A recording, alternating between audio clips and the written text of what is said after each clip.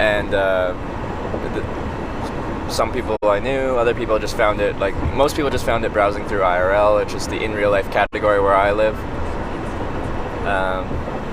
It's just, so if you just go into your browser and put in hitchlive.com, like hitchhiking live, then you'll see the video feed.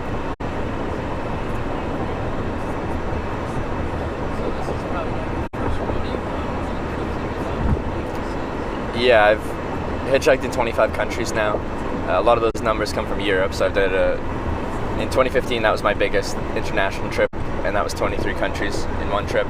So that was across Canada, all around Europe for 4 months, across Russia from the Latvian-Russian border to Vladivostok on the east coast, and then from Fukuoka to Tokyo in Japan. And then last fall I hitchhiked across Canada again, then down to Boston, Massachusetts, and then I flew to Asia, hung out there for a bit, then hitchhiked across Australia from the east coast to the west coast, and then flew to the Middle East and then back home, and then hitchhiked home from there. So I kind of do like one trip a year. Yeah.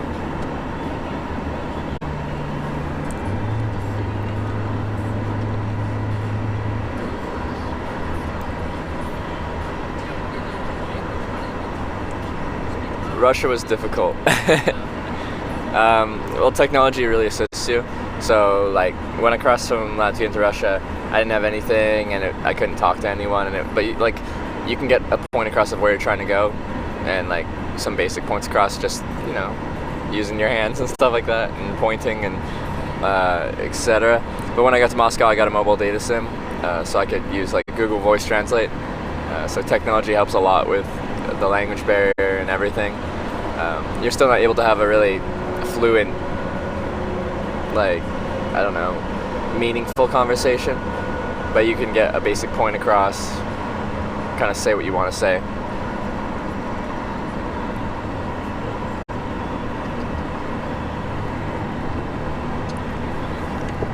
So it's hitchlive.com. So no hitchhiking.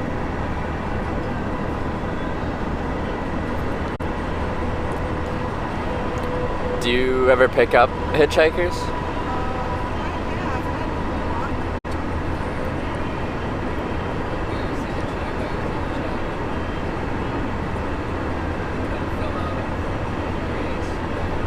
Yeah.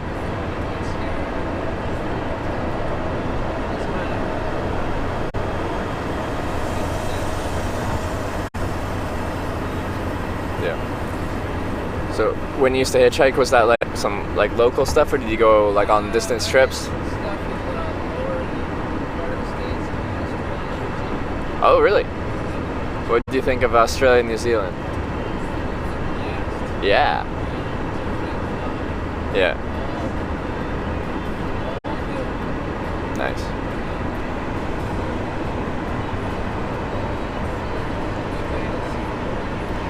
I agree. I think it's kind of like, in my opinion, it's the best way to see a new country you haven't been to. Because rather than just getting across it and driving your own car, taking a bus, plane, train, and getting from A to B, it turns that into its own kind of adventure where you're usually meeting local people, and you really get a feel for what it's like kind of culturally and like socially and everything, because you're meeting the local population and they're taking you in, and quite often they'll give you places to stay and everything like that, so you end up in their homes, you end up like eating their food, stuff like that you wouldn't have the opportunity to if you weren't hitchhiking. Yeah.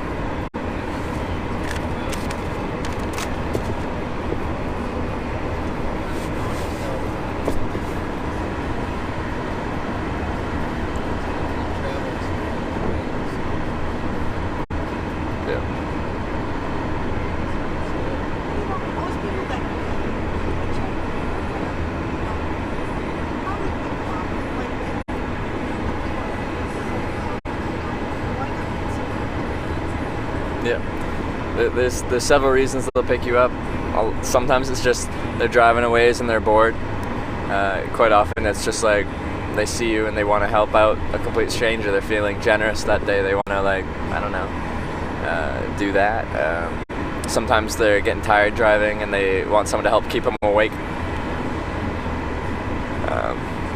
There's a variety of reasons, but you'll get picked up by all different demographics, all different races, all different genders, all different social and economic classes, rich people, poor people.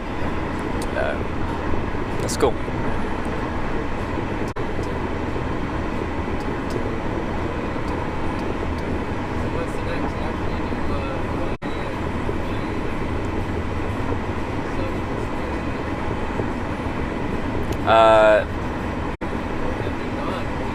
Well, the thing is, now I run like the live stream, and they haven't been to these places. So like, I want to do I pretty much want to go anywhere where the cellular network has been developed to the point where I can run a video live stream between cities, like, you know. So when I'm actually hitchhiking, I can stream it. So Europe, I want to do Japan, South Korea, Taiwan, Southeast Australia. The central parts you cannot. There's nothing there. Network-wise, New Zealand,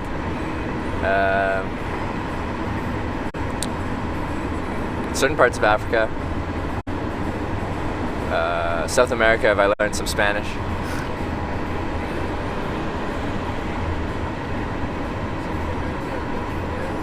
Not yet, no. You did? How?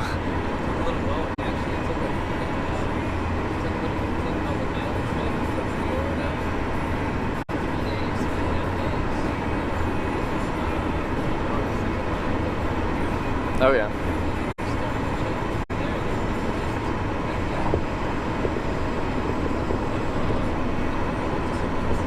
Yeah.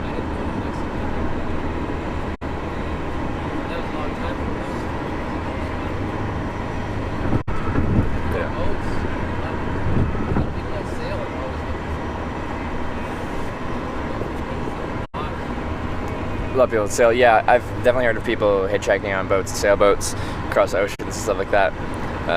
And if the plane thing doesn't work out, that's kind of like a Hail Mary kind of thing.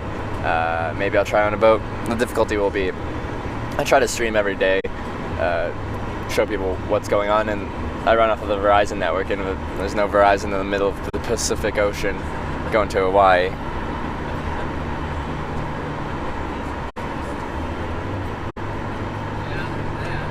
Yeah.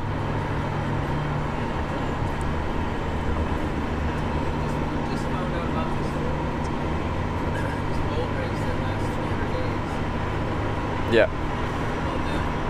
Is that like a circumnavigation? Yeah, so this guy did it like 50 years ago. Yeah.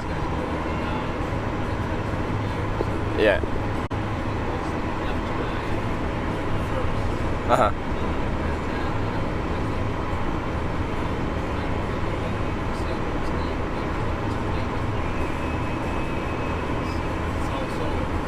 It's all solo, yeah.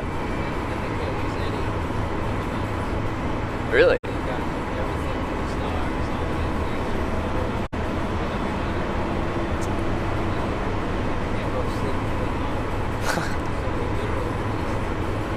That's pretty cool. Yeah.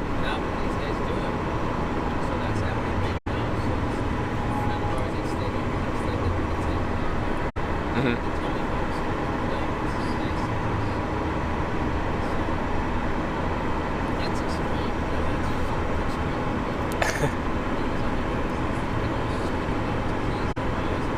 Yeah.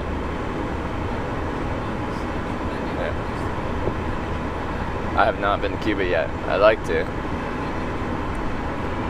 So many places to go. You spend your whole life on a trip and you'll never see them all. I can't say I have a plan. I kind of just roll with the punches and see where I end up. I'm 24 years old. Been doing this. 4 years before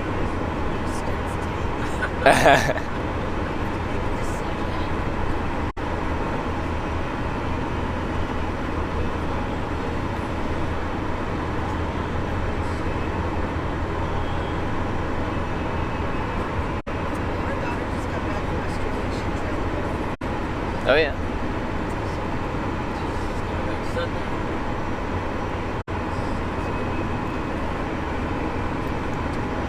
Was that like a working visa? Yeah. Yeah.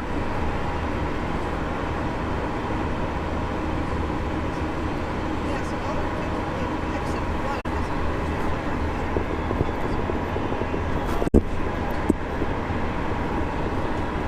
we traveled before. Yeah. It's a really good thing to do. Makes you a better person. I think so. It's also a good like if you're stress testing a relationship, traveling will kind of do that.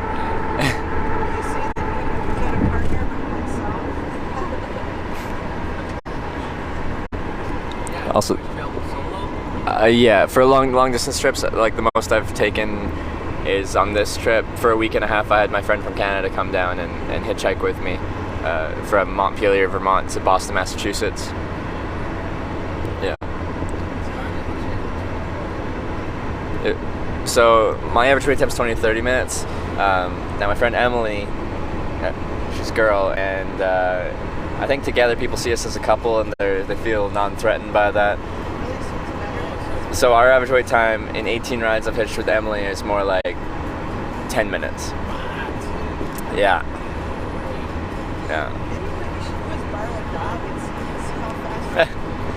Small dog. See, I feel like a dog is gonna be something like there's two different sides of it. On one side, some people will love dogs and will pick you up just because you have that dog there, and then but a whole bunch of other people will they want nothing to do with some stranger's dog in their car. They like some dirty dog, blah blah blah blah blah blah blah. So I wonder if that would help or hinder on average your actual wait times.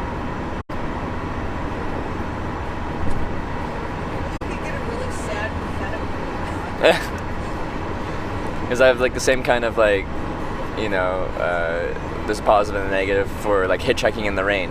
On one hand, people feel a little empathy towards you because they're like, this guy's stuck out in some bad weather, like let's help them out. But on the other hand, they see some soaking wet stranger sitting on the side of the road and they don't want a wet stranger sitting in their clean car. That one, yes.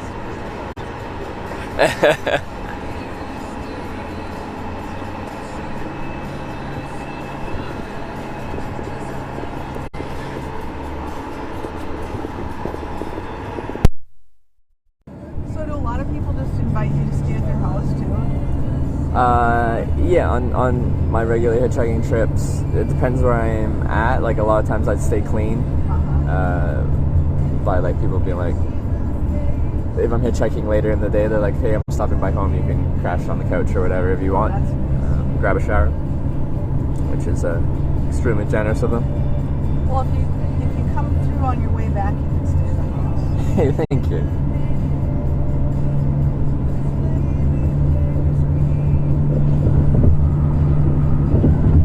Once you've got over the trauma of going through North Dakota. The trauma.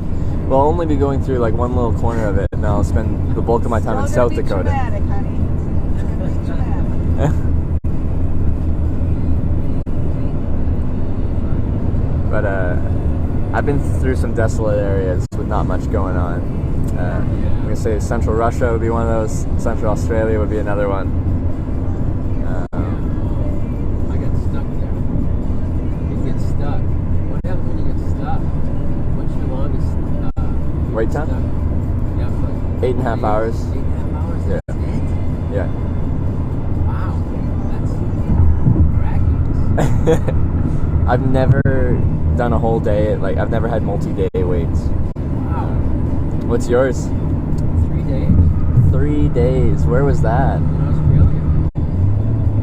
Just not much traffic, There or? was no traffic, and it was to nowhere, and there was like 20 other hitchhikers, and everybody's just like, wow, we're in trouble here. Yeah. In different areas. And finally, this couple, this really older guy and a younger wife that just got married, and she made him stop. He was really mad. Yeah.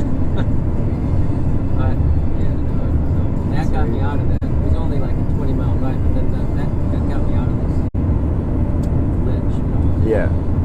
And then things went smooth from there. No, then it was easy. Yeah. 8 hours that's amazing. Well, Yeah. maybe you have I don't know, maybe you've got good. What's your technique? What do you I try to present myself in the cleanest, most friendly way possible given the circumstances. So, yeah, I try to be clean shaven. I try to look like someone the average person would want to sit next to in their car. So you cut your hair. Yeah. So there's a thought to how I present myself. Right. So I usually get around pretty quickly. Also, like you were saying, there's like 30 other hitchhikers there. There's no competition anymore. That's true. Oh, that's true. They were like it must be hard to hitchhike. No one hitchhikes anymore. I'm like, well, that's kind of a good thing as far as like, especially getting out of cities and stuff like that. You kind of have to be on the on ramps. Like I couldn't hitchhike on this highway itself. I have to be on the on ramp. And there's a sign partway down the on ramp that says no pedestrians. I can't walk past that sign. So there's only really enough room on most on ramps for like one person to be there. So if there's a ton of people wanting to hitchhike, it just doesn't really work.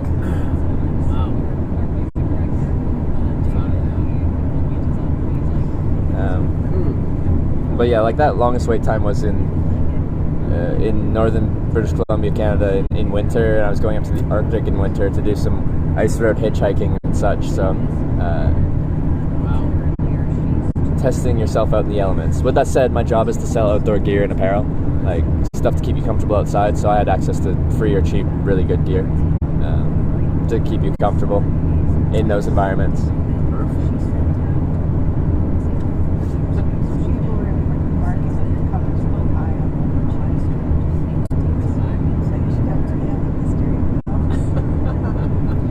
Taking me to Alexandria, which is 57 miles.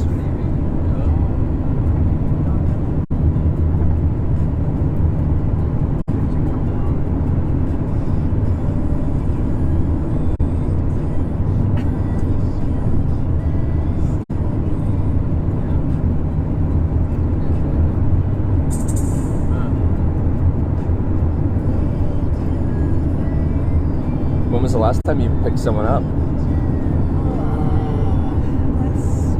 Oh, I know. We picked up a traveler about a year ago.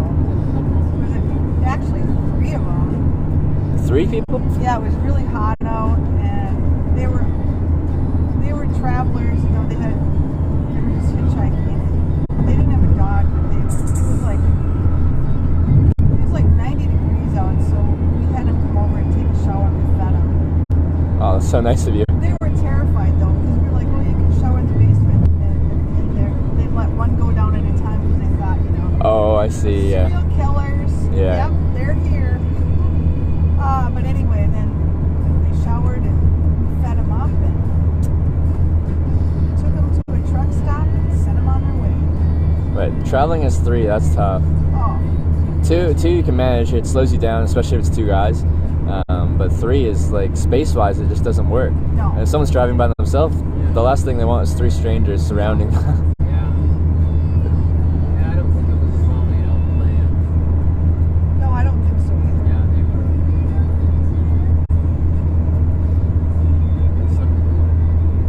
But, you know, we look at it, if it was our kid, we'd want somebody to pick them up.